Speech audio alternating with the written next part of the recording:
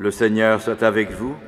Et avec ton esprit. Bonne nouvelle de Jésus-Christ, selon saint Matthieu. Gloire à toi, Seigneur.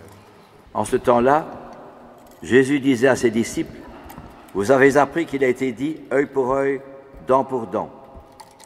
Eh bien, moi je vous dis de ne pas riposter aux méchants. Mais si quelqu'un te gifle sur la joue droite, tends-lui encore l'autre. Et si quelqu'un veut te poursuivre en justice et prendre ta tunique, laisse-lui encore ton manteau. Et si quelqu'un te réquisitionne pour faire 1000 pas, fais-en 2000 avec lui. À qui te demande, donne. À qui veut t'emprunter, ne tourne pas le dos. Vous avez appris qu'il a été dit, tu aimeras ton prochain et tu haïras ton ennemi. Eh bien, moi je vous dis, aimez vos ennemis, priez pour ceux qui vous persécutent, afin d'être vraiment les fils de votre Père qui est aux cieux. Car il fait lever son soleil sur les méchants et sur les bons, il fait tomber la pluie sur les justes et sur les injustes. En effet, si vous n'aimez que ceux qui vous aiment, quelle récompense méritez-vous? Les publicains eux-mêmes n'en font-ils pas autant? Et si vous ne saluez que vos frères, que faites-vous d'extraordinaire? Les païens eux-mêmes n'en font-ils pas autant? Vous donc, soyez parfaits, comme votre Père céleste est parfait. Acclamons la parole de Dieu. Louange à toi, Seigneur Jésus. Vous avez appris qu'il a été dit, œil pour œil, dent pour dent. Eh bien, moi je vous dis de ne pas riposter aux méchants. Si quelqu'un te gifle sur la joue droite, tends-lui encore l'autre. Aimez vos ennemis, priez pour ceux qui vous persécutent. Si vous n'aimez que ceux qui vous aiment, quelle récompense méritez-vous? Voilà toutes des paroles de notre Seigneur qui sont assez percutantes, assez dures, assez fortes. Et cependant, ce sont des paroles qui ont imprégné beaucoup de chrétiens. Je n'en veux pour preuve, il n'était pas chrétien, lui, Gandhi, qui fait ses études de droit à Londres, est tombé sur... Il lisait l'Évangile. Il est tombé sur ces paroles-là. Et sur ces paroles que nous venons d'entendre, qui ont fait partie et qui ont suscité sa théorie, je dirais sa théorie, son intelligence sur la non-violence, son message de la non-violence. Et il l'a gagné. Mais c'était un homme de prière. Et peut-être avez-vous vu l'émission mercredi soir sur le célibat des prêtres. On a montré souvent des prêtres qui avaient quitté le célibat sacerdotal et qui se sont mariés. Et on sent bien dans l'émission qu'on souhaiterait que les prêtres ne soient plus célibataires, mais qu'ils soient mariés. Ce serait quand même beaucoup mieux. Et on éviterait peut-être beaucoup d'erreurs. Et pourtant, ils sont là. Et même si, hypothétiquement parlant, on admettait que les prêtres se marient, il y aura toujours des jeunes qui souhaiteront vivre le célibat sacerdotal. Et pourquoi? Parce que voyez-vous, dans la vie conjugale, au début, on est tout feu, tout flamme. C'est l'amour humain. Et puis l'amour se tasse un peu. Mais n'empêche, il reste quand même. Mais dans l'amour religieux, sacerdotal et l'amour des religieux, mais c'est un amour qui est beaucoup plus profond, plus tenace, plus solide, plus vrai, plus merveilleux, plus fantastique. Je n'en veux pour preuve que tous ceux qui ont vécu au cours des siècles cette parole de Jésus, celui qui veut venir à moi, qu'il renonce à lui-même, qu'il porte sa croix et qu'il me suive, tout cela non seulement l'ont vécu d'une façon intellectuelle, mais l'ont vécu dans leur vie. Pensons à saint Vincent de Paul, qui a tellement donné sa vie pour aider les pauvres, aider les malheureux. Il faut avoir vu son film, Monsieur Vincent, qui date déjà, mais c'est magnifique.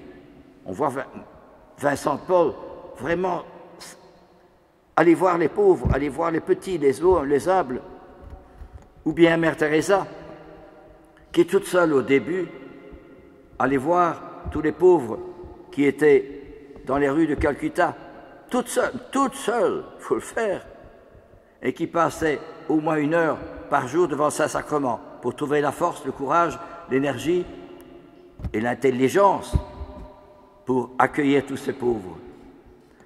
Je n'ai cité que ceux de là, mais cela veut dire que, justement, le célibat sacerdotal ou la virginité consacrée, ce n'est pas refuser d'être le mariage ou refuser la vie avec quelqu'un d'autre. Non, ça veut dire qu'on est tellement, on entre dans un autre monde, on est tellement ébloui, émerveillé, fantastique, c'est formidable, cette rencontre avec le Christ qu'on ne peut plus vivre autrement que pour lui. C'est un émerveillement, un éblouissement que cette rencontre avec le Christ. Lisez la vie des saints, vous ne rencontrerez pas autre chose. Depuis que vous m'avez permis de m'offrir ainsi au bon Dieu, la petite Thérèse, vous savez, les fleuves, ou plutôt les océans de grâce qui sont venus inonder mon âme. Et elle dit, ici-bas, je ne puis concevoir une plus grande immensité d'amour que celui qui vous a pu me prodiguer sans aucun mérite de ma part. Et pourtant, elle sera contaminée, elle sera malade de la tuberculose. Elle aurait pu douter, Seigneur, voilà, j'ai la tuberculose, c'est pas bien, oh, tu me l'as laissé tomber. Non, elle dit, il n'y a pas, ici je puis sentir une plus grande immensité d'amour que celui qui vous a pu me prodiguer sans aucun mérite de ma part. Ce qui veut dire, prenez Mère Teresa également, Saint Vincent de Paul ou tant d'autres, ou Don Bosco, que la virginité consacrée ou le célibat consacré, c'est rencontrer, faire l'expérience, je dis bien l'expérience, de quelqu'un à l'intime de vous-même qui vous poursuit partout de son amour. Où que vous soyez, dans le bus, dans la voiture, ou bien dans la circulation, et beaucoup de monde, dans les grandes surfaces, dans la banque, dans les administrations, dans les écoles, eh bien, vous sentez partout cette présence intime de notre Seigneur au plus profond de votre cœur. Partout, où que vous soyez. Ça ne se présente pas, ça ne se manifeste peut-être pas à l'extérieur, mais partout, cette présence intérieure du Christ vous poursuit partout. Et vous n'avez de cesse que de pouvoir enfin tomber à genoux devant le tabernacle pour laisser libre cours de cet amour qui vous subjugue, qui vous fascine, qui vous remplit d'émerveillement. C'est ça, voyez-vous, le célibat consacré, la virginité consacrée. On n'en a pas parlé dans l'émission, je n'ai pas tout vu. Mais pourtant, c'est la réalité des réalités. Quand vous voyez la vie des saints, c'est cela que nous devons voir. C'est un amour qui n'est pas de ce monde, mais qui est tellement merveilleux, tellement fantastique, tellement inouï. C'est un amour qui vient du ciel, voyez-vous. Et alors c'est cela. Maintenant, c'est pour ça que les prêtres, avant, portaient la soutane. Et le prêtre chez lui, il avait dans sa maison une grande croix, et des photos, des statues de saints. Et alors aussi, il vivait simplement et pauvrement. Et alors à la messe, quand il devait célébrer la messe, il devait faire dire les prières avant la messe et les prières après la messe. Allez dans les sacristies d'anciennes églises, vous verrez un cadre où il est marqué « Prière préces ante missam », prière avant la messe. Et puis alors à côté, il est marqué « Préces post missam ». Il était obligé de dire les prières. Aujourd'hui, on va à la messe et puis on s'en va, on vit comme tout le monde. Alors que là, si vous voulez, on est tellement subjugué, fasciné par cette présence du Christ qu'on n'a de cesse que de vouloir tomber à genoux devant Saint-Sacrement pour laisser libre cours de cet amour qui vous tient si profondément dans votre cœur et qui fait que c'est merveilleux, c'est fantastique, c'est inouï, c'est le ciel déjà.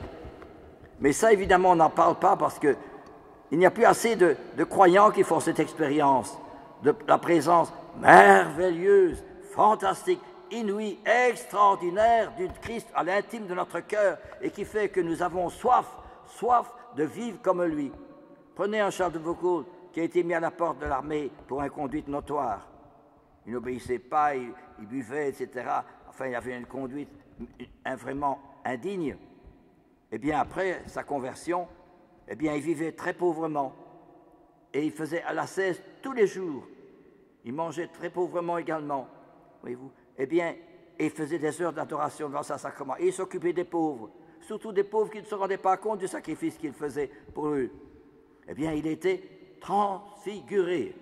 Comme les apôtres, Pierre, Jacques et Jean, vont sur la montagne et Jésus devient transfiguré devant eux. Eh bien, la même chose, Charles de Foucauld et tous les saints ont été transfigurés par le Christ. Et c'est pour cela ils allaient vers les pauvres, les humbles, les petits, les malades, les riches aussi. Il ne faisait pas de différence. Mais ils étaient à l'intime de leur cœur complètement transformés, pénétrés, illuminés, transfigurés par cette présence inouïe, extraordinaire de Jésus à l'intime de leur cœur. Et c'est bien ce que dit l'Évangile, soyez parfaits comme votre Père Céleste est parfait. Et alors il dit aussi dans le Saint Paul, savez-vous, vous êtes le temple de Dieu et que l'Esprit de Dieu habite en vous. Car le temple de Dieu est saint et ce temple c'est vous.